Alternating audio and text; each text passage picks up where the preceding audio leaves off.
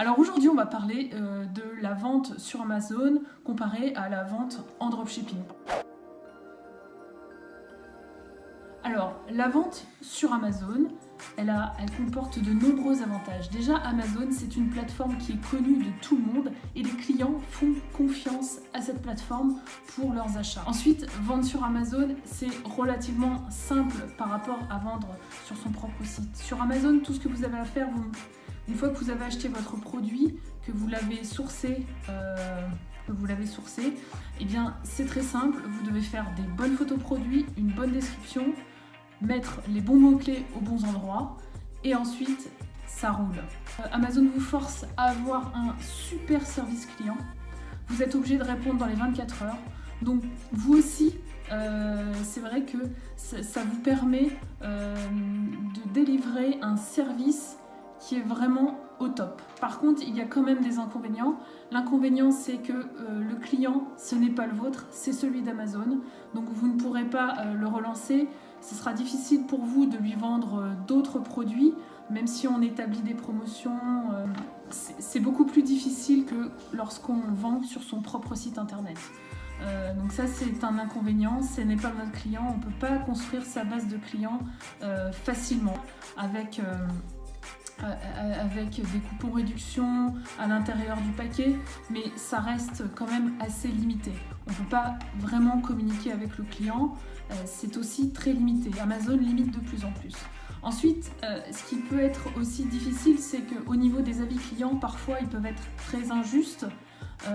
Et là, pour rattraper, il y a des applications, mais ça reste aussi très difficile de rattraper un avis négatif. Donc là, ça aussi, c'est quelque chose qu'on peut moins maîtriser parce qu'on n'a pas le client, on ne peut pas lui écrire directement facilement. Voilà. Donc ça, c'est aussi un point qui est assez négatif.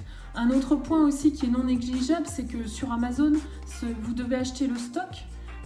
Et donc ça a un coût. Le coût d'entrée est beaucoup plus élevé. Quand vous devez acheter 500 ou 1000 unités, ça a un coût.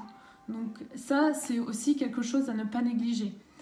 Vendre en dropshipping avec une boutique Shopify, là par contre il y a aussi beaucoup d'avantages. Les avantages c'est que monter une boutique Shopify, c'est assez simple. En quelques jours, on peut en monter une, avoir quelque chose de bien. On peut rajouter des produits très facilement, notamment avec Oberlo.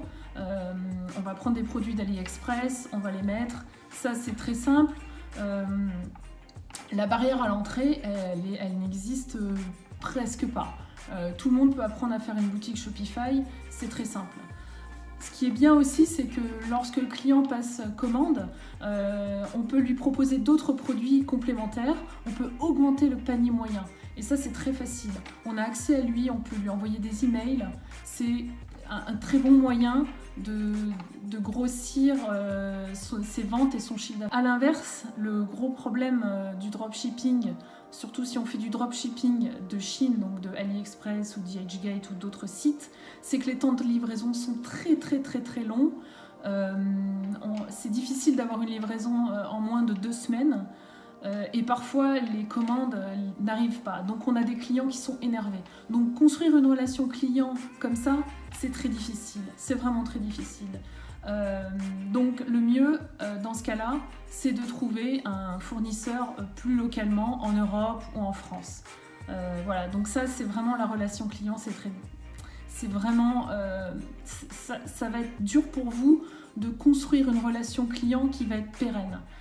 Parce que le coût d'acquisition, il coûte cher sur Facebook. Donc une fois que vous avez acquis votre client, vous n'avez pas envie de le perdre, vous n'avez pas envie qu'il soit énervé après vous. Non, vous voulez le garder, vous voulez ensuite lui revendre des produits. Il y a aussi les pubs Facebook. L'apprentissage ne se fait pas forcément tout de suite.